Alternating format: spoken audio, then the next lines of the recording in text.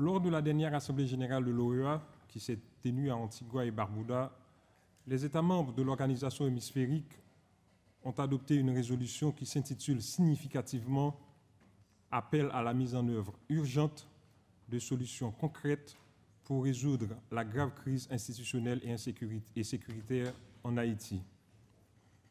La dite résolution, en effet, a demandé au secrétaire général de l'OEA, agissant en consultation avec le gouvernement d'Haïti, le BINU et la MMAS, d'élaborer dans les 45 jours suivant l'adoption de la résolution un plan d'action global concernant l'appui de l'OEA à Haïti. De même, la résolution a chargé le secrétaire général de soumettre le plan d'action global à l'examen du Conseil permanent dans les 30 jours suivant son élaboration.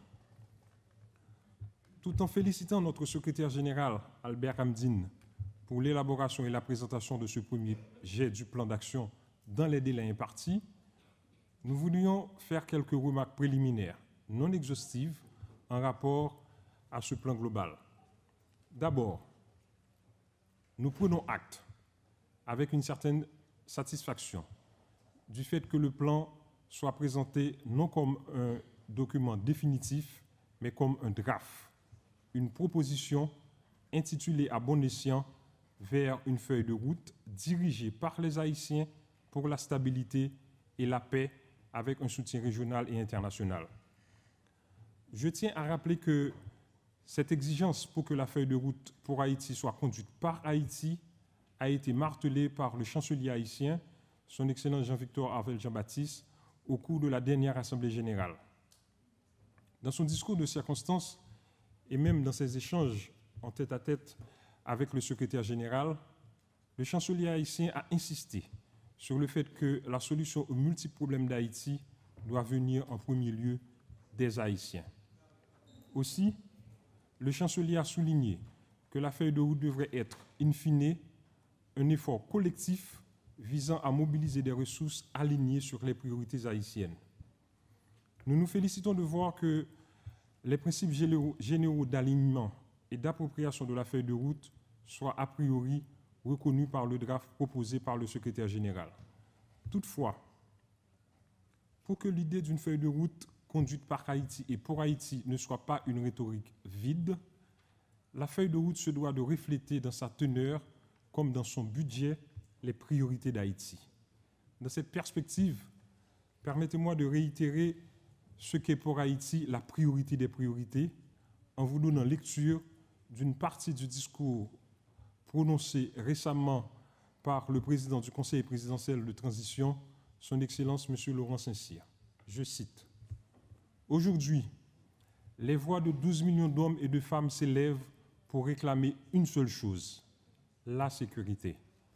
Des milliers de familles rêvent de se reconstruire, de retrouver leur maison, grâce à une seule chose, la sécurité. Des centaines d'entreprises, d'écoles, d'universités, d'hôpitaux doivent rouvrir leurs portes, servir, soigner, éduquer. Tout cela repose sur une seule chose, la sécurité. Et pour près de 500 000 enfants déplacés, souvent privés d'eau, de nourriture, de protection, d'éducation et de loisirs. La sécurité, c'est la clé pour espérer, apprendre, grandir et s'épanouir. La sécurité n'est pas seulement une priorité absolue, elle est le pilier fondamental de tous les autres chantiers de cette transition. Sans elle, tout le reste s'effondre.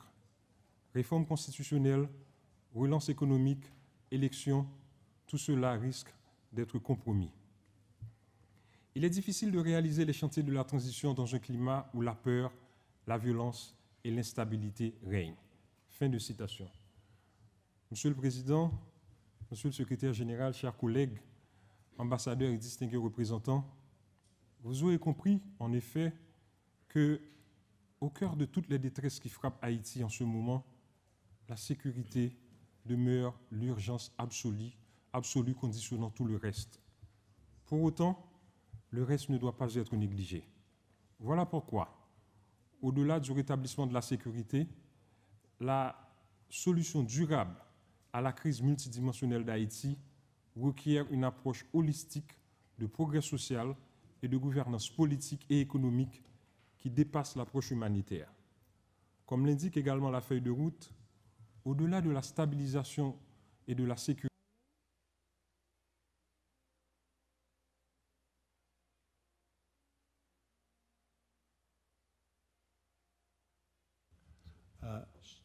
je pense que vous pouvez continuer, Haïti. Merci, Monsieur le Président.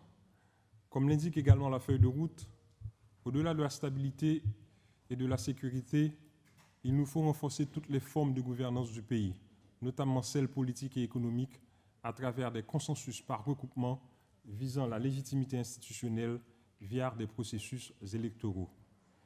Il nous faut également une réponse humanitaire robuste, couplée à un programme de développement économique et social. Le gouvernement haïtien entend très bientôt proposer à l'OEA son plan d'une prise en main concertée avec tous nos partenaires régionaux de la feuille de route. Cette prise en main concertée devra impliquer concrètement l'ordre des priorités définies par Haïti, un alignement des activités du plan global sur les priorités définies par Haïti, une concertation avec l'OEA et nos partenaires sur le calendrier d'exécution de la feuille de route, une proposition de mise en œuvre du plan dans tous ses aspects opérationnels, dans la perspective de renforcement des institutions nationales haïtiennes à moyen et à long terme. Enfin, une proposition d'allocation des ressources budgétaires en conformité aux priorités définies par Haïti. Encore une fois, Monsieur le Secrétaire général, merci pour le premier jet de ce document utile. Il va requérir un véritable effort de coordination avec tout le monde, mais je suis convaincu que nous pourrons réussir ensemble. Monsieur le Secrétaire général, nous connaissons et nous reconnaissons votre attachement à Haïti. La preuve, c'est que vous avez été en Haïti plus d'une centaine de fois. Je pense que vous avez été en Haïti au moins 150 fois par le passé. Je sais combien vous tenez à ce pays, mon pays, Haïti, qui a indiqué la voie de la liberté à tous les autres pays de la région.